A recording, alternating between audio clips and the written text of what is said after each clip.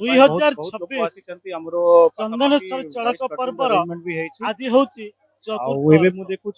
ଆଜି ଲକ୍ଷାଧିକ ଉପବିକ୍ତଧାରୀ ଭକ୍ତ ଉପସ୍ଥିତ ହେଇସାରିଲେଣି। ରାତି 8ଟା ପରେ ଅର୍ଘ କାର୍ଯ୍ୟ ଆରମ୍ଭ ଆପଣମାନେ ସିଧାସଳଖ ଦେଖିପାରିବେ। ମୁଁ କ୍ୟାମେରା ପର୍ସନକୁ କହିବି କେମିତି ଭାବରେ ମନ୍ଦିର ପରିସର ଏବଂ ନୀଳ ପୋଖରୀ ଚତୁଃପାର୍ଶ୍ୱରେ ଲୋକଙ୍କର ଭିଡ଼ ରହିଛି। ବାଲେଶ୍ୱର ଏସପି ହଜାର କହୁଥିଲେ ଯେ ଏମିତି ଭାବରେ ସଫଳ ହେବ ଆମର ଇଏ କାର୍ଯ୍ୟରୁଣ୍ଡ ହେଇଛନ୍ତି। ଆମ ସହିତ ଜଣେ ଭକ୍ତ ଅଛନ୍ତି, କଣ କହିବେ ଆଜ୍ଞା? ଏ ଯୋଉ ବିହାର ଦିବ୍ୟ କାର୍ଯ୍ୟକ୍ରମ ଭବ୍ୟ କାର୍ଯ୍ୟକ୍ରମ ଏମିତି କି ସ୍ଥାନୀୟ ଭାରତର ବିଭିନ୍ନ ପ୍ରଦେଶରୁ ଭକ୍ତମାନେ ଏଠାକୁ ଆସିଛନ୍ତି ନିଜର ବିଶ୍ୱାସ ଓ ଭକ୍ତିର ପରାକାଷ୍ଠା ପାଇଁ। ଆମ ସହିତ ଅଛନ୍ତି ଜଣେ ଭକ୍ତ ଅଛନ୍ତି, ସିଧାସଳଖ ତାଙ୍କ ସାଙ୍ଗରେ କଥା ହେବା। କଣ କହିବେ ଆଜ୍ଞା? ମୁଁ ଏଇଟା ଧରି 10 ବର୍ଷ 12 ବର୍ଷ ହେଲାଣି ମୁଁ ପବିତ୍ର ଧାରଣ କରିଛି। ମୁଁ କାଲି ନିର୍ଜଳ ଉପବାସ ରହି ସନ୍ଧ୍ୟାରେ ଭକ୍ତ ତେଣୁ ଏଠି ବାବା ତାଙ୍କର ମହିମା ତାଙ୍କର ଚାହିଦା ହଉଛି ବାବାଙ୍କର ପଞ୍ଚାମୃତ ଭାବେ ପ୍ରଥମେ ବେଲପତ୍ର ଖାଉ, ତାପରେ ଶାକାନ୍ନ ଭୋଜନ ଯୋଉ ପୂରଣ ହୋଇଥାଏ। ସେ ବଡ ବଡ ରୋଗ ହେଇଥାଉ ଅନ୍ନ ଏବଂ ତରକାରୀ ଯାହା ହୁଏ ଆମେ ତାହାକୁ ସେବନ କରୁ ଏବଂ ବ୍ରତ ସେ ଦିନର ସମାପନ ହୁଏ। ପୁଣି ଏଇଭଳି ଚାଲେ। ସ୍ୱାମୀଙ୍କର ଅସୁସ୍ଥ ଥିଲା ତେଣୁ ମୁଁ ଆସିଥିଲି ବାବାଙ୍କ ପାଖରେ ଧାରଣ କରିଥିଲି।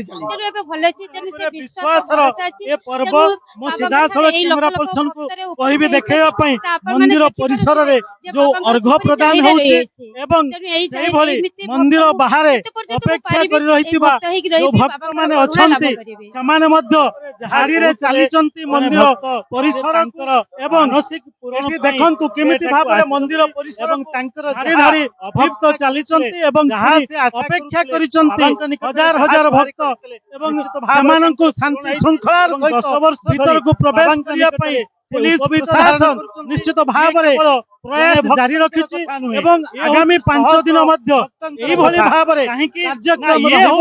କାରଣ ଇଏ 5 ଦିନ ନିଶ୍ଚିତ ଭାବରେ ପୁଲିସ ପ୍ରଶାସନ ତଥା ସ୍ଥାନୀୟ ପ୍ରଶାସନ ପାଇଁ ଏବଂ ଏକ ପ୍ରକାର ଚ୍ୟାଲେଞ୍ଜ ରହିବ। କାରଣ ସ୍ଥାନୀୟ ଅଞ୍ଚଳରେ ପାଖାପାଖି 10 ଲକ୍ଷରୁ ଅଧିକ ଭକ୍ତଙ୍କର ଭିଡ଼ ଦେଖିବା ପାଇଁ ମିଳିବ। ବାବାଙ୍କର ଆଉ ଜଣେ ପୁରୋହିତ ଅଛନ୍ତି, ସମାଜସେବୀ ଅଛନ୍ତି, କଣ କହିବେ?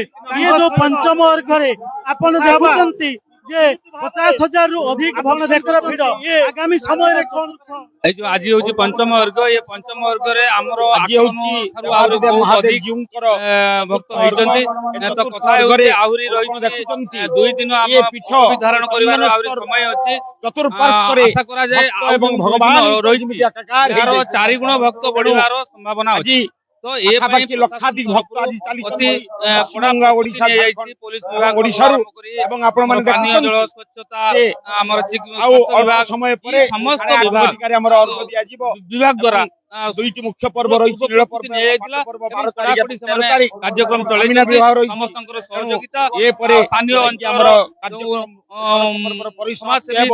ତେଣୁ ସେଇ ଦେବାଦିଦେବ ମହାଦେବ ପୁରା ମନ ଦେଇ କାମ କରୁଛନ୍ତି ଏବଂ ଚଡ଼କ ମେଳାକୁ ସଫଳ କରିବା ପାଇଁ हे प्रभु हे बाबा ମନ୍ଦିର ପରିସର ଏବଂ ମନ୍ଦିର ବାହାରେ ଯାହା ମଙ୍ଗଳ କରନ୍ତି ମନ୍ଦିରର ମଙ୍ଗଳ କରନ୍ତୁ ଦେଶବାସୀଙ୍କର ମଙ୍ଗଳ ଭକ୍ତମୟ ହେଇଯାଇଛି। କାରଣ ପାଖାପାଖି 10 ଲକ୍ଷରୁ ଅଧିକ ଯାହା କହୁଥିଲେ ସମଗ୍ର ଭାରତବର୍ଷର ବିଭିନ୍ନ ଯାହା କହୁଥିଲେ ଏଠାକୁ ଆସୁଛନ୍ତି। ଏ ହେଉଛି ଭକ୍ତି ଏବଂ ବିଶ୍ୱାସର ନିଶ୍ଚିତ ଭାବରେ ଏହା ଏକ ମିନି ଏବଂ ଏ ବାବା ଚନ୍ଦନେଶ୍ୱର ହେଇଯିବ।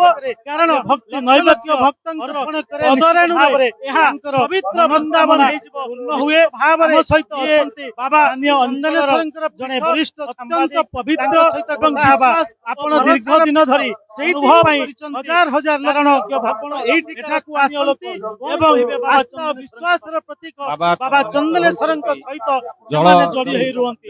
ବାଲେଶ୍ୱର ଜିଲ୍ଲା ଭୋଗରାଇରୁ ଦିଲ୍ଲୀପ କୁମାର ଦାସ ଶ୍ରୀ ଚନ୍ଦନେଶ୍ୱରଙ୍କର ଚଡ଼କ ମେଳାର ଆଜି ହେଉଛି ଚତୁର୍ଥ ଅର୍ଘ୍ୟ।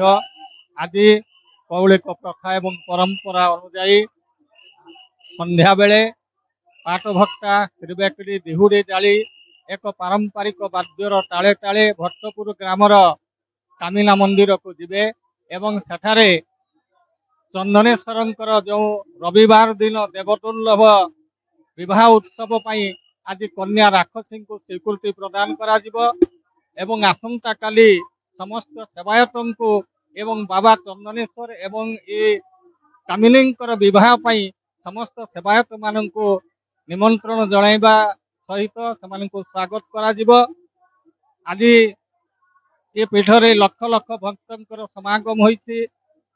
आसाम, पश्चिम बंग, ओडिशा, बिहार, छत्तीसगढ़ प्रभृति राज्यरू लक्ष लक्ष लोकंकर स्रोत ये चंदनेश्वर धाम को सुଅ भली छुटी चली से आशुतोष से समस्त को तांकर बेलपत्र एवं पंचामृत रे संतुष्ट करंती बोली ये पीठ आज भक्तमय होई उठिछि। प्रचंड रौद्र तापरे रक्षा पाइबा पई प्रतिवर्ष भाବରେ ଯାହା କହୁଥିଲେ ବରିଷ୍ଠ ସାମ୍ବାଦିକ ଆମର ସୁବାସ ଦାସ ବାବୁ ଏ ଏତେ ଗ୍ରୀଷ୍ମ ସତ୍ତ୍ୱେ ଏତେ ପାଗର ପ୍ରତିକୂଳତା ସତ୍ତ୍ୱେ ଲକ୍ଷ ଲକ୍ଷ ଭକ୍ତ ଏଠାରେ ଆସି ଉପସ୍ଥିତ ହେଇଛନ୍ତି। ନିଶ୍ଚିତ ଭାବରେ ଏହା ବାବାଙ୍କର ଆକର୍ଷଣର ଏକ ଯାହା ଉଦାହରଣ ଆପଣ ଦେଖୁଛନ୍ତି। ତେବେ ବାବାଙ୍କ ପୀଠରେ ତିନୋଟି ମୁଖ୍ୟ ଦିନ ରହିଥାଏ। ଗୋଟିଏ କାମିନା ବିବାହ, ଗୋଟିଏ ହେଲା ଆମର ନୀଳ ପର୍ବ ଏବଂ ଶେଷରେ ହଉଛି ପାଟ ପର୍ବ। ଇଏ ଯୋଉ ନୀଳ ପର୍ବ ଏବଂ କାମିନା ବିବାହ ଚଳିତ ବର୍ଷ 12 ତାରିଖ ରବିବାର ଏକା ସହିତ ପଡିଛି। ତେଣୁ ଆଜି ତାର କନ୍ୟା ସ୍ୱୀକୃତି। ତେଣୁ ଆଉ ଟିକିଏ ପରେ ସନ୍ଧ୍ୟାରେ ଏଠାକାର ସମସ୍ତ ପୁରୋହିତ ଏବଂ ଟ୍ରଷ୍ଟ ବୋର୍ଡ ଯିବେ କନ୍ୟା ଘରକୁ, କାମିନୀଙ୍କ ଘରକୁ, ସେଠି କନ୍ୟା ସ୍ୱୀକୃତ କରିବେ ଏବଂ 12 ତାରିଖ ଯୋଉ ରବିବାର ସେଦିନ ପ୍ରୋସେସନ ରେ ବରଯାତ୍ରୀ ଯିବ, ବାବାଙ୍କର ବିବାହ ଉତ୍ସବ ପାଳିତ ହେବ ଏବଂ ଏହି ମନ୍ଦିର ଭିତରେ ଗର୍ଭଗୃହ ଭିତରେ ବନ୍ଦ କୋଠରୀରେ ସେଠାରେ ବିବାହ କାର୍ଯ୍ୟ ସମ୍ପନ୍ନ ହେବ। ତତ୍ପରେ ନୀଳ ଦିନ ଏଠି ଖମ୍ବି କାଠ ଏ ନୀଳ ପୁଷ୍କରିଣୀରେ ଉଠିବ ଏବଂ ଶେଷ ଦିନ ଏଠାରେ ଉଦ୍ଯାପନୀ ଉତ୍ସବ ବା ପାଟ ପର୍ବ ପାଳିତ ହେବ। ତେଣୁ 20 ଲକ୍ଷରୁ ଅଧିକ ଭକ୍ତଙ୍କର ଶ୍ରଦ୍ଧାଳୁଙ୍କର ସମାଗମ ପାଇଁ ଏଠାରେ ବ୍ୟାପକ ସୁରକ୍ଷା ବ୍ୟବସ୍ଥା ମଧ୍ୟ କରାଯାଇଛି। ତେବେ ଆସନ୍ତା ଦିନ ମଧ୍ୟ ଆମେ ଆପଣଙ୍କ ସହିତ ଯୋଡ଼ି ରହିବୁ। ଆମ ସହିତ ଆପଣ ଯୋଡ଼ି ରୁହନ୍ତୁ। ବାବା ଚନ୍ଦନେଶ୍ୱରଙ୍କର ଚଳକ ପର୍ବର ଇଏ ଯୋଉ ଦିବ୍ୟ ଆଶୀଷ ଆପଣ ମାନେ ମଧ୍ୟ ଲାଭ କରନ୍ତୁ। ବାଲେଶ୍ୱର ଜିଲ୍ଲା ଭୋଗରାଇରୁ ଦିଲ୍ଲୀପ କୁମାର ଦାସ, ବଡ଼ ଖବର।